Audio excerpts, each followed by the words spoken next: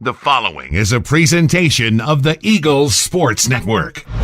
First, I'd like to congratulate Columbus State. Obviously, they're a very good basketball team and every bit as athletic as what I'd seen on film. Obviously, we hadn't seen them live this year, and, Tourney got her average, unfortunately, and, she's just a go-to type player that when they need a basket, she's somebody that can obviously rise up and get a basket for them. And in quarter 44, their post players, she's really good. She had 15 rebounds, but Jonathan does a really good job, and I think they're every bit as good as their number 3 national ranking. On our side, we had a game plan coming in. As limited as we are, with not having some of our quicker guards. I think our kids fought and they played really hard. We had a game plan to try and slow them down with our press, our zone press.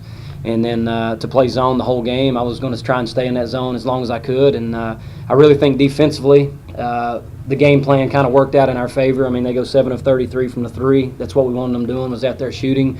It was just unfortunate we gave up 26 offensive rebounds. And I think if there was a chance that we had to win the basketball game, we had to rebound the basketball a whole lot better than we did, and giving up 26 offensive rebounds. I don't know what that turned out in second chance points, but I'm sure it wasn't very pretty. And then, offensively, we struggled offensively. They're a very good defensive team, one of the best in the country, and we just never got in a flow except that one run we made there where we cut it to 39, 34, whatever it was, and we were getting some high lows, and Tatum banked a 3 in, and we got a flow there, and then they went on that run to close out the game to get the 18-point victory. Whitney, if you could take us into that huddle. I think it was the first huddle in the second half. You guys were down by double digits, and then that's when you started your big run to get it to 5. What was the conversation like, and what was the feeling like once you did get it down to 5? Before, whenever we were down by a lot, the coaches and the players, we all were just kind of saying, keep fighting. The game's not over. We still have a lot of time. We just really got to keep effort and try to rebound the ball.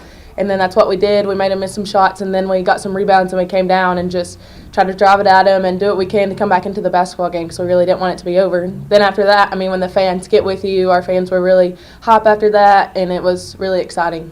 I think we spoke about it on Sunday, Whitney, that, despite everything that you guys have gone through, you guys have still kind of come through at the other end. You're a walking testament to that with your leg and then, of course, your hand. I know it's hard to look back now, but to look back on what you were able to accomplish in your senior year, how proud of you are your team? I'm really proud of the girls, especially when we had 2 big ones go down with JJ and Lacey during the season. And they really kept fighting, and they really didn't want the season to end. We went with a couple losses, and we turned it around, and we really just didn't quit. The girls gave everything they had, and I'm really proud of them for that. After you make your 2 free throws a day, you now have the single-season record for free throw shooting percentage. I know it doesn't mean much to you right now, but to go through the season, to improve the way that you improved as a scorer this season, what does that say about you and the team as a whole? Coach Mincey always told me that I did a lot for the team, but I really didn't score, and that was something I really needed to pick up this year. And so I try to do what I can for my team and try to do, the scoring. It's hard to be out there and not really score because the team can kind of back off of you. So I really wanted to do what I could, so then it helped the team.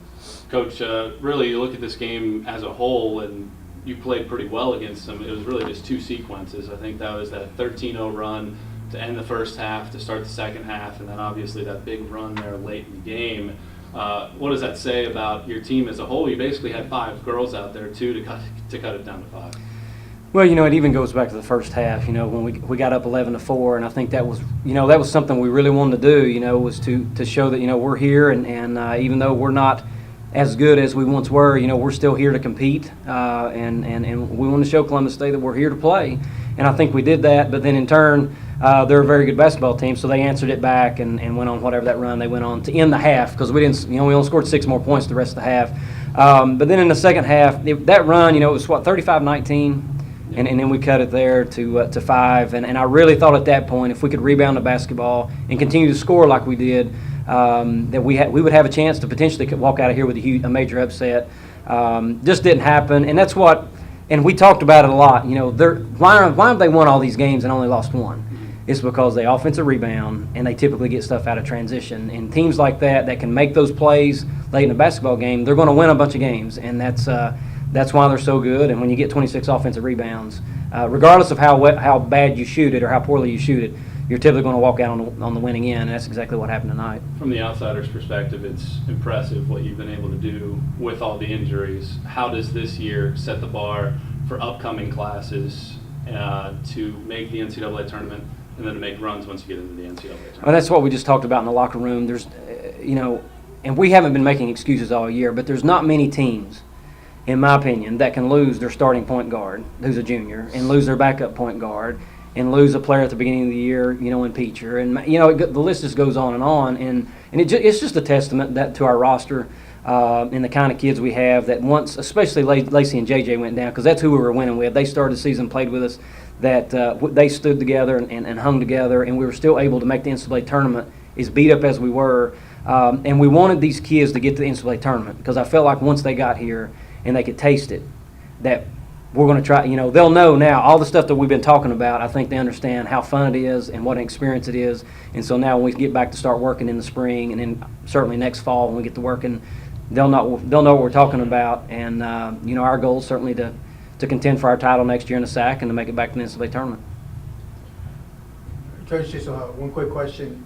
You said you played zone for all 40 minutes. They really talked about how that really, it seemed to affect them a little bit. Was that the game? What did you see that you thought that the zone would be so effective against Columbus State? Because we don't have two of our quicker guards to guard them, I mean, they're athletic as all get out, and I felt like that the only way we stood a chance really to win was to zone them.